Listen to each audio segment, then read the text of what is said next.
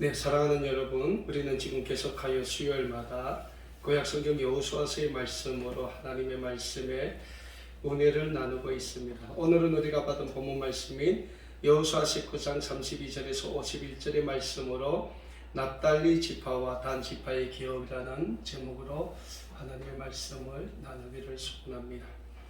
우리는 구약성경 여호수아서의 말씀을 통하여 계속해서 하나님의 약속의 땅, 축복의 땅인 가나안 지역을 점령한 이스라엘 민족이 12지파의 가족의 수요대로 그들에게 가나안 지역의 영토를 기업으로 분배하고 있는 모습을 배우고 있습니다. 그 중에서 오늘 우리가 읽은 본문 말씀인 여호수아 19장 32절에서 51절의 말씀에서는 이스라엘의 12지파 중에서 납달리 지파와 단 지파가 기업으로 받은 가나안의 남부 지역의 영토에 대하여 말씀하고 있습니다. 먼저 오늘 본문 말씀인 여호수아 19장 32절에서 39절의 말씀에 나오는 납달리 지파의 조상인 납달리는 이스라엘 민족의 12지파의 조상인 야곱이 자신의 인생에서 제일 사랑했던 라헬이 자식을 놓지 못하자 야곱에게 자식을 놓도록 주었던 라헬의 몸종인 빌하에게서 나온 두 아들 중 두 번째 아들이 오늘 본문 말씀에 등장하는 납달리 지파의 조상이 되며 야곱의 12아들 중에서 6번째 아들이 됩니다. 특별히 납달리라는 이름의 뜻은 히브리어로 경쟁하다라는 말씀의 뜻이 되는데, 이 이름의 뜻은 구약성경 창세기 30장 7절과 8절의 말씀에서 라헬이 자기 언니 레아만 야곱에게 계속 자식을 낳아주자 라헬이 자기의 몸종인 빌라를 야곱에게 주어 자식을 낳게 하는데, 빌라가 야곱에게 단에 이어서 두 번째 아들이 납달리를 낳아주자 자신이 언니 레아와의 경쟁에서 이겼다고 고백하는 데서 납달리라는 이름의 기원을 찾아보게 됩니다. 그러니까 이스라엘의 12지파의 조상인 야곱에게 4명의 여자가 있었어요. 거기서 2명은 자매였어요. 레아와 라헬은 자매였어요. 그리고 빌하는 야곱이 제일 사랑했던 라헬의 몸종이고, 실바라고 있어요. 이 실바는 그 라헬의 언니인 레아의 또 몸종이에요. 이렇게 해서 총 4명의 여성에게서 12명의 아들, 12명의 아들과 1명의 딸을 낳게 됩니다. 그런데 오늘 본문에 나오는 이 납달리 지파의 조상인 납달리와 그 다음에 또 나오는 단 지파의 조상인 단이 둘이 형제예요. 근데 납달리와 단은 그 야곱이 자기 인생에서 제일 사랑했던 라헬의 몸종인 빌하에게서 나온 두 아들입니다. 그 두 아들이 오늘 지금 가나안 남부 지역에서 자신들의 가족의 수요대로 기업으로 영토를 분배받게 된다는 거죠. 자, 지금 가나안 남부에 있는 실로라는 곳에서 이 이스라엘의 12지파 중에서 가나안 땅에서 기업으로 분배받지 못한 9개 지파가 제비를 뽑기 시작. 7개 지파가 제비를 뽑기 시작해요. 근데 오늘 본문 말씀 보니까 납달리 지파가 6번째로 제비를 뽑아서 지금 기업을 받는단 말이죠. 근데 오늘 납달리 지파가 가나안 남부 지역에서 기업으로 받고 있는 이 영토를 보면, 납달리 지파가 기업으로 받은 가나안 남부 지역의 영토는 팔레스타인 지역의 갈릴리 호수 서쪽에 위치하고 있는 모든 지역이라고 말씀드릴 수 있어요. 그리고 이 지역은 요단강 동편과는 달리 비옥한 지역이었기 때문에 많은 사람들이 거주해 살았으며 목축과 농업이 굉장히 발전한 지역입니다. 특별히 신약성경 사복음서를 보면 예수님께서 공생애의 대부분을 갈릴리 지역에서 사역하셨음을 우리는 찾아보게 되지 않습니까? 또한 납달리 지파가 기업으로 받은 지역은 오늘날로 보면 아프리카와 소아시아와 유럽을 잇는 교통의 삼각지대가 됩니다. 그래서 이 교통의 삼각지대인 이곳에서 예수님이 공생의 기간에 많은 사역을 했음을 우리는 찾아볼 수 있습니다. 그래서 이스라엘 12지파 중에서 납달리 지파는 특별히 영적으로 축복을 많은 지파다 라고 말씀드릴 수 있습니다. 신약성경 마태복음 4장 12절에서 17절의 말씀에서는 이런 말씀을 하고 있습니다. 예수께서 요한이 잡혔음을 들으시고 갈릴리로 물러가셨다가 나사렛을 떠나 수불론과 납달리 지경 해변에 있는, 납달리 나오죠? 납달리 지경 해변에 있는 가버나움으로 가서 사시니 이는 선지자 이사야를 통하여 하신 말씀을 이루려 하심이라. 일러스되 수불론 땅과 납달리 땅과 요단강 저편 해변길과 이방의 갈릴리요, 후감에 있는, 갈릴리 또 나오죠? 후감에 있는 백성이 큰 빛을 보았고 사방의 땅과 그늘에 앉은 자들에게 빛이 비쳤도다 하였느니라. 이때부터 예수께서 비로소 전파하여 이르시되 회개하라 천국이 가까웠느니라 하시라. 그러니까 예수님이 공생의 삶을 시작하신 것이 갈릴리 지역입니다. 거기에서 예수님이 첫 하나님의 말씀, 복음을 전파하시죠. 그 복음이 뭡니까? 회개하라 천국이 가까웠다 라는 복음이에요. 그렇다면 사랑하는 여러분, 납달리 지파는 왜 이스라엘 12지파 중에서 이런 영적인 축복을 받을 수 있었습니까? 무엇보다 납달리 지파는 자신들이 분배받은 기업의 영토를 책임성 있게 정복했고 그 영토를 책임성 있게 관리를 한 지파였다 라는 사실을 우리는 찾아보게 됩니다. 특별히 납달리 지파는 자신들이 기업으로 받은 영토에 거주하고 있던 가나안 원주민들의 영향을 비교적 적게 받았으며, 그래서 납달리 지파는 자신들이 기업을 받은 그 영토에서 살고 있던 가나안 원주민 부족들을 다 내보낼 수 있었어요. 우리가 여호수아서 말씀을 보면 이 가나안 지역에서 기업으로 영토를 받은 많은 이스라엘 지파들이 자기들이 기업으로 받은 그 영토에 살고 있는 가나안 원주민 부족들을 쫓아내지 않았다는 사실을 우리가 배우게 됩니다. 그런데 하나님은 분명히 이스라엘 민족에게 뭐라고 하셨습니까? 너희가 내가 약속으로 주는 땅에 들어가서 그 땅에 거주하는 모든 족속을 다 멸절하라고 했단 말이죠. 근데 많은 이스라엘 지파들은 자기들이 기업으로 받은 영토에서 살고 있는 가나안 원주민 부족들을 그냥 두었다는 게, 어떤 부족은 그들을 자기네 일하는데 일꾼으로 삼기 위해서 살려둔 지파도 있어요. 근데 이제 뒤에서 보겠지만은 단 지파와 같은 경우는 자기네가 기업으로 받고 있는 영토에서 살고 있는 가나안 원주민 부족이 너무 강한 거예요. 후에 이스라엘 민족을 두고두고 괴롭히는 블레셋 족속, 뭐 그런 족속들이 있단 말이에요. 그러니까 안 내쫓고 단 지파 같은 경우는 북부에 있는 다른 약한 원주민 족속들이 살고 있는 그 마을을 공격해 가서 거길 점령해서 거기서 또 사는 거예요. 근데 이 납달리 지파는 그렇게 하지 않았다. 자기들이 기업으로 받은 그 땅에서 철저하게 그 땅을 관리했으며 그 땅에 있는 원주민 부족들을 내쫓았다는 거예요. 이것이 하나님의 말씀에 납달리 지파가 순종했기 때문에 납달리 지파가 하나님으로부터 영적인 축복을 받게 된다는 거예요.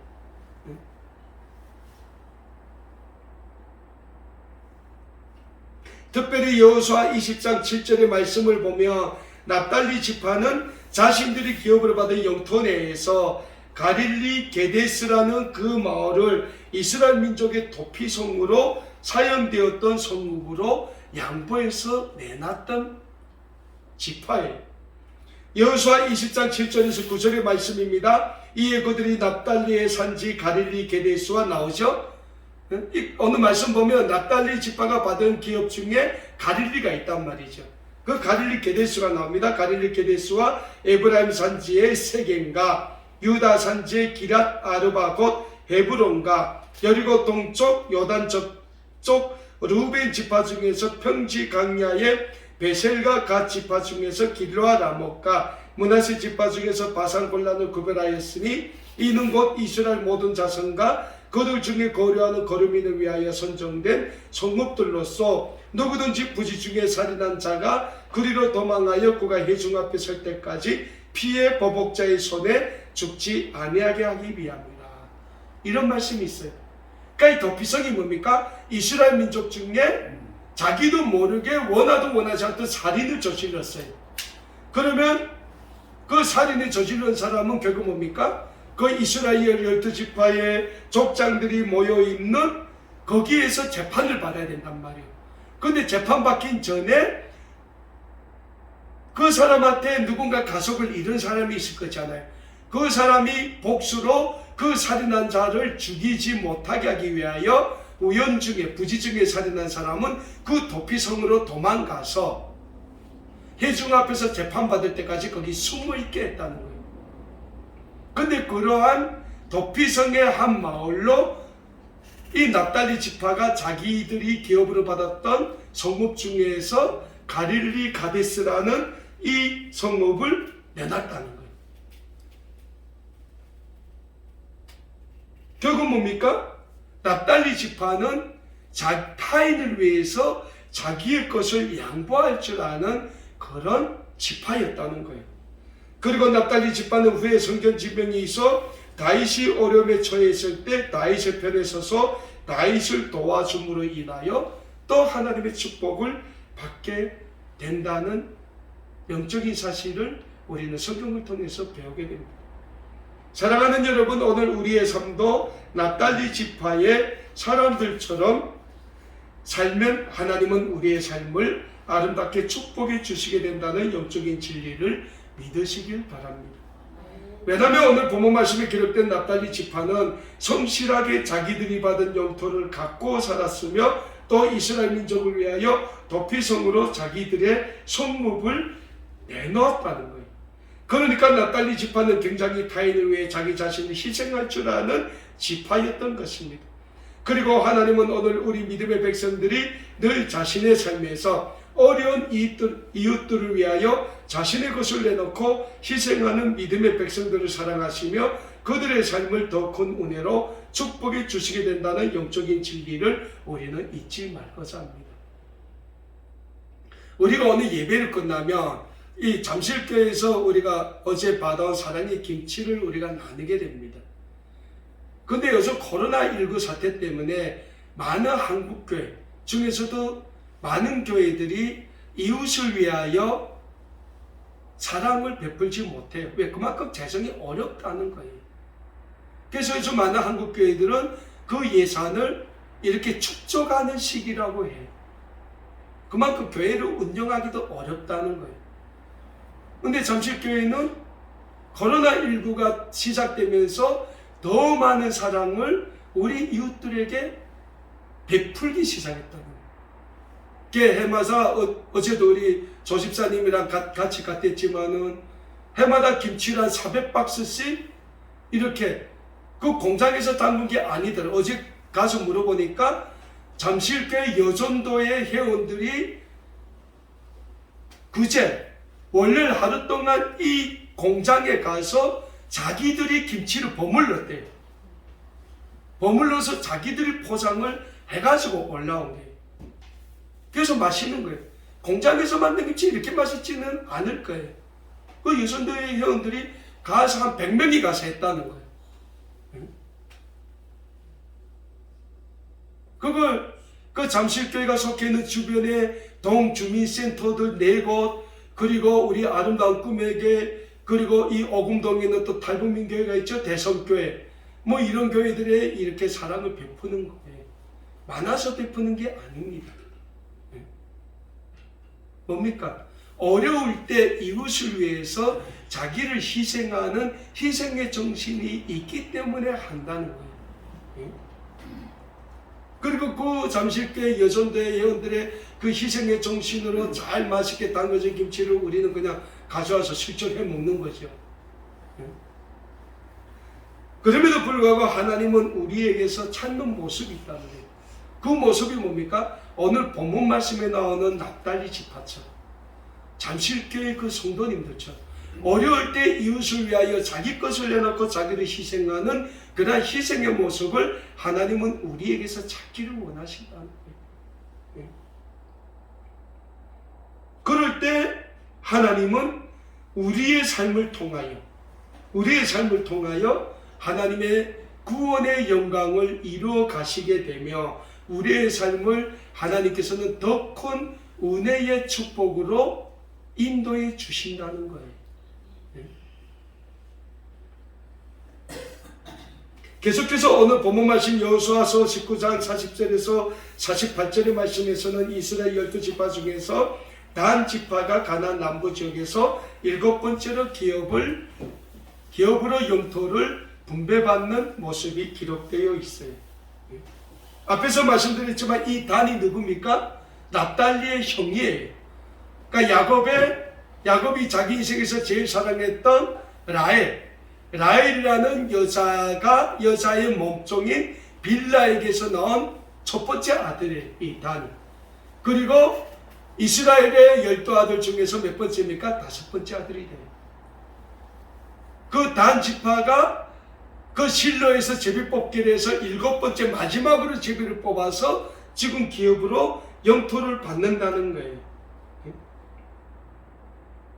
오늘 본문 말씀을 보면 단 지파는 동쪽으로는 베냐민 지파, 남쪽으로는 유다 지파, 북쪽으로는 요셉 지파, 서쪽으로는 지중해를 경계로 하는 가나안 남부에서도 중앙에 위치해 있는 이 지역을 영토로 분배받게 됩니다.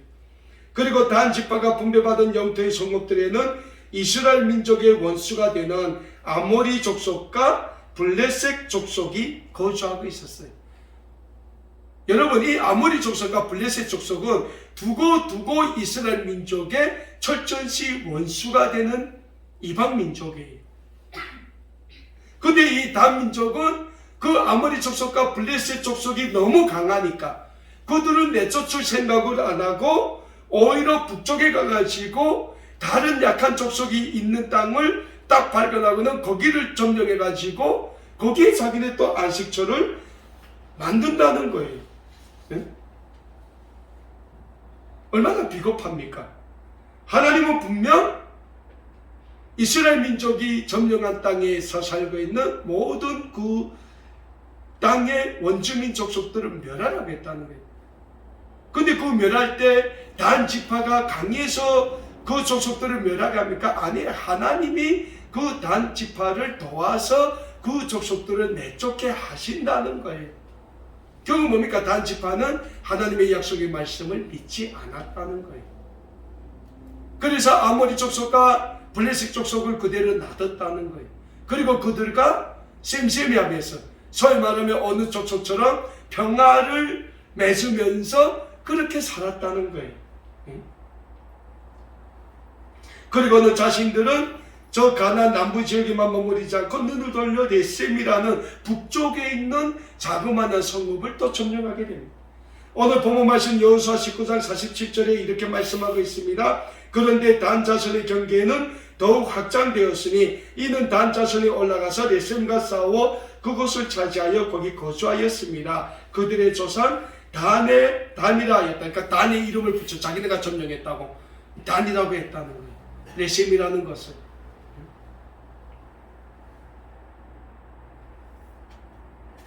사랑하는 여러분, 하나님은 우리에게서 하나님의 말씀에 100% 순종하는 순종의 모습을 찾고 계십니다.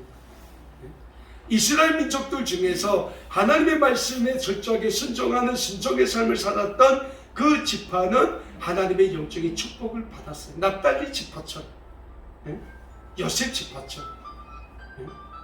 그런데 우리가 이 세상에서 살면서 하나님의 말씀에 순종하지 않는다면 하나님은 우리의 삶을 결코 하나님의 구원의 백성으로 하나님의 복음을 증거하는 증거자의 삶으로 사용하실 수 없게 된다는 거예요. 그래서 성경에서 우리에게 가장 중요하게 말씀하고 있는 말씀이 뭡니까? 믿음이란 믿음. 믿음이라는 거예요. 왜? 하나님의 말씀을 믿을 때 우리는 하나님의 말씀에 순종하게 된다는 거예요. 우리 고향에서 많은 분들이 그래요. 하나님의 말씀은 도저히 못 믿겠다 하는 거예요. 왜 못 믿을까요? 성령의 은혜가 없어서 그래요. 저도 중국에서 맨 처음에 성경을 봤는데 창세기 1장 1절 하나님이 태초에 천지를 창조하시나 이건 거짓말이다. 저도 그랬어요. 그런데 성령이 내 마음을 주장하시오. 하나님의 말씀을 볼 수 있는 영적인 눈을 허락해 주셨을 때 하나님의 말씀이 하나님의 말씀대로 내 삶에 읽히게 된다는 거예요.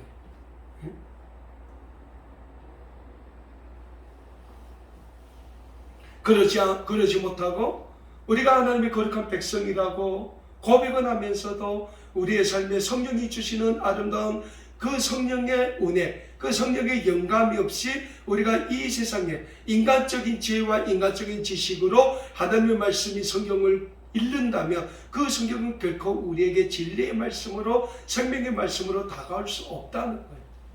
네? 그래서 많은 그리스도인들이 기도할 때 무슨 기도를 합니까? 성령님 내 삶을 아름답게 주장하여 주시옵소서 이런 기도를 많이 하는 거예요.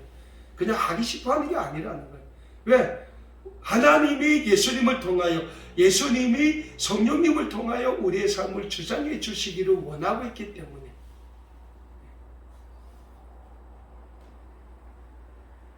성령이 우리의 삶을 주장하지 못할 때 그래서 우리가 우리의 지혜와 우리의 지식으로 하나님의 말씀을 아무리 읽어도 그 말씀이 우리에게 진리로 생명의 말씀으로 다가오지 못할 때 우리는 이 세상에서 하나님의 거룩한 구원의 백성으로 산다고 하면서도 우리의 삶은 이 세상과 타협한 세상의 삶으로밖에 남아있을 수 없다는 거예요.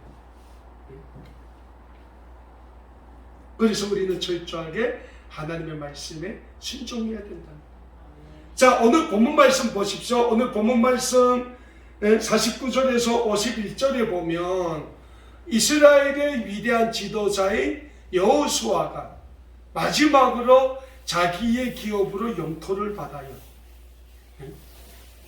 근데 여호수아가 많은 영토를 받는 게 아니에요. 여호수아가 받은 영토를 보면 에브라임 산지 딥낫 세라 이 한 곳만 받아요. 그리고 그것을 건설하여 여호수아는 자기가 거한 그 성읍을 만들었다고 오늘 본문 말씀 50절에서 말씀하고 있습니다. 오늘 본문 여호수아 19장 50절입니다. 곧 여호와의 명령대로 여호수아가 요구한 성읍 에브라임 산지 딥낫 세라를 주매 여호수아가 그 성읍을 건설하고 거기 거주하였더라. 다른 지파들은 다 건설되어 있는 성읍을 받았어요. 근데 여호수아는 맨 마지막 받았는데 뭐예요? 딥낫 세라시라는 것을 받아서 거기에 성읍을 여호수아는 건설했다고 말씀하고 있습니다. 이로써 이스라엘 민족이 가나안 땅에서의 영토 분배가 끝나게 됩니다. 그리고 그것에서부터 이스라엘 민족, 하나님의 선민인 이스라엘 민족의 새로운 삶, 하나님 앞에서의 새로운 선민의 민족으로서의 삶이 출발하게 됩니다. 우리도 같아요. 우리가 20년을 신앙생활을 했던 1년 전에 했던 하루 전에 했던 그게 중요한 게 아니에요. 우리는 매일 매순간 우리의 삶이 하나님 앞에서 새롭게 출발하는 영적인 삶이라는 자각을 갖고 살아야 된다는 거예요. 왜 그렇습니까? 어제는 다시 안 와요. 여기 어제를 붙잡을 수 있는 사람 있습니까? 없어요. 결코 지나간 시간은 다시 우리에게 안 옵니다. 오늘도 지나가면 내일은 우리한테 오늘은 내일 우리에게 다시 안 온다. 그래서 우리의 삶은 매일 매 순간 우리가 오늘 10시 34분부터 찬양했는데 10시 34분이 우리한테 다시 옵니까? 안 온다는 거예요. 지나간 시간은 안 옵니다. 그래서 우리는 매일 매 순간 하나님 앞에서 새로운 삶을 출발한다는 영적인 각오로 그 삶을 시작해야 된다는 거예요. 그럴 때 하나님은 우리의 삶을 날마다 시간마다 붙잡아 주신다는 거예요. 우리의 삶이 하나님께 붙잡힌 바 되는 삶이 되는 게 무엇보다 우리의 삶에서 가장 중요한 영적인 축복이 되는 줄 믿으시길 바랍니다.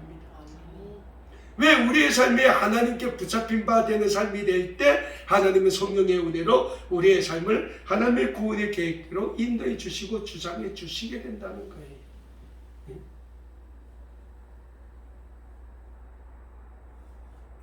사랑하는 여러분, 제가 늘 말씀드리지만 우리에게 있어서 결코 다른 삶이 없어요.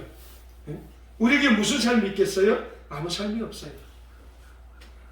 이스라엘 민족을 보십시오. 이스라엘 민족이 하나님의 말씀에 늘 순종하는 삶을 살았더라면 이스라엘 민족은 나라를 빼앗기는 일도 없었을 거고, 그래서 2000년 이상의 그 기나긴 세월을 남의 나라에 떠돌아다니며 사는 그러한 고통도 안 겪었다는 거예요. 우리의 삶도 마찬가지입니다. 우리의 삶이 얼마나 하나님께 붙잡힌 바 되고 하나님의 말씀에 순종하는 순종의 삶이 되는가에 따라서 우리의 삶도 이 시대에 하나님의 축복의 삶으로 쓰임받는가 안 쓰임받는가 결정되게 된다는 거예요.